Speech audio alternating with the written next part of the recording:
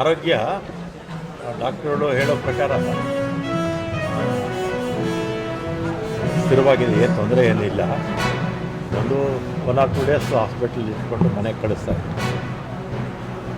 ಆಮೇಲೆ ನಮ್ಮ MD ಅವರು ಮತ್ತು ನಮ್ಮ ಲೋಕಲ್ ನಮ್ಮ ಆಫೀಸರ್ಸು ಪ್ರತಿದಿನ ಬಂದು ಅವರ ಯೋಗಕ್ಷೇಮ ವಿಚಾರಿಸ್ತಾ ಇದ್ದಾರೆ.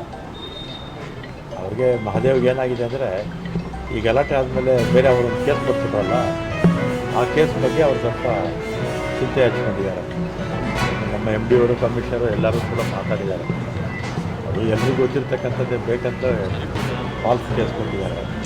ಸರ್, ಏನಾಗಿದೆ, CBT ಸುಳೆಬಾವಿ ಬಸ್ಸಲ್ಲಿ ಶುಕ್ರವಾರ ನಡೆದಾಡಲಿಕ್ಕೆ ಜಾಗ ಇರಲ್ಲ. ಅಂಥ ಟೈಮಲ್ಲಿ 90 ಜನ ಇದ್ದರು. ಪೊಸ್ಕೋ ಕೇಸ್ ಆಗಕ್ಕೆ ಸಾಧ್ಯ ಇಲ್ಲ. ಸೊ ಪೊಲೀಸರು ಹತ್ರ ಬ್ಲಂಡರ್ ಮಾಡಿ ಪೊಲಿಟಿಕಲ್ ಪ್ರೆಷರ್ ಕಂಪ್ಲೇಂಟ್ ಮಾಡಿದ್ದಾರೆ ಪೊಸ್ಕೋ ಅಂತಿದೆ. ಏನೇ ಕಂಪ್ಲೇಂಟ್ ಮಾಡಲಿ ತನಿಖೆ ಮಾಡ್ತಾರಲ್ಲ. ಅವರು ಅಪಪ್ರಚಾರ ಮಾಡ್ಕೊಂಡು ಹೋಗಲಿ. ಗೃಹಲಕ್ಷ್ಮಿ ಹಣವನ್ನು ನಾವು ಬಿಡುಗಡೆ ಮಾಡ್ತೀವಿ ಅಂತ ಈಗಾಗಲೇ ಹೇಳಿದ್ದೀವಿ. ತಾಲೂಕ್ ಪಂಚಾಯತ್ ಮುಖಾಂತರ ಮಾಡಬೇಕು ಅಂತ ಹೇಳಿರೋದ್ರಿಂದ ಸ್ವಲ್ಪ ಲೇಟ್ ಆಗಿದೆ. ಮೊನ್ನೆನೇ ನಾನು ತಮಗೆ ಸ್ಟೇಟ್ಮೆಂಟ್ಗಳನ್ನು ಕೂಡ ಕೊಟ್ಟಿದ್ದೀನಿ. ಯಾವುದೇ ಗೃಹಲಕ್ಷ್ಮಿಗಳು ವಿಚಾರ ಮಾಡುವಂಥ ಪ್ರಮೇಯ ಇಲ್ಲ. ಯಾಕಂದರೆ 2,000 ಬರುತ್ತೆ ಅಂತ ತಾವು ಏನೇನೋ ಇದನ್ನು ಮಾಡ್ಕೊಂಡು ಇಟ್ಟಿರ್ತೀರ.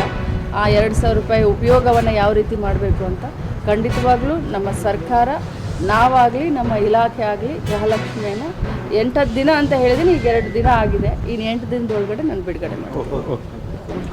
ನಾನು ಅಧಿವೇಶನೆಗೆ ಹೋಗಬೇಕು ಅಂತ ಇದೆ. ನಾಳೆ CT ಸ್ಕ್ಯಾನ್ ಮಾಡಿಸ್ಕೊಳ್ಳೋಕ್ಕೆ ನಾಳೆ ಮತ್ತೆ ಹಾಸ್ಪಿಟ್ಲಿಗೆ ಹೋಗ್ತಾ ಇದ್ದೀನಿ.